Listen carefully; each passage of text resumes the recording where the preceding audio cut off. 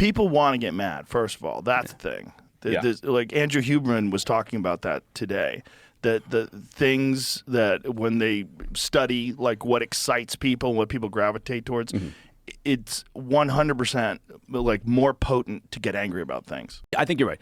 There must be some sort of chemical release in being outraged, right? That makes people feel I think it's good. It's in our wiring, in our DNA, because we always had to look out for threats.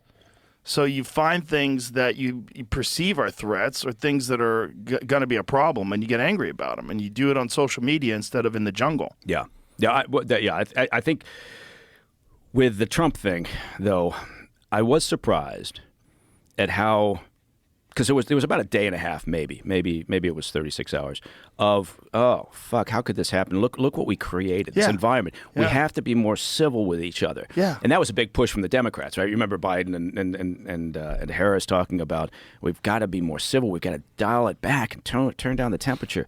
And that lasted, for that side, that lasted almost no time at all. Less than 2 days. Yeah. And they were back calling him a piece of shit and a liar. Yeah, and a threat to democracy, and he's got to be stopped. Unbelievable. And, now to be fair, neither side really stuck to the idea. I would argue if Trump had just said, you know what, from a strategic point of view, maybe it's not me, maybe it's not what I want to do, but from a strategic point of view, if after that attempt had happened and he had just walked that civil line and said, I've had a reflective moment, and if he had kept the high road, think about the disparity there, because the Democrats, first of all, they would have gone crazy because they wouldn't have known what to do. But they also wouldn't have been able to help themselves. So they would have turned into, they would have thrown the hand grenades again, and as usual. And then you would have had Trump over here being the reasonable one and being the reflective and civil one. That would have been a good strategy. Yeah, but it didn't happen. No, it's not in his nature. No. That's the scorpion and the frog. Yeah. I forgot about that story. That's right. The scorpion needs to ride across the pond. Yeah. Exactly. It's the same thing. I mean, that guy loves to talk shit. He's calling Tim Walz Tampon Tim now. Yeah.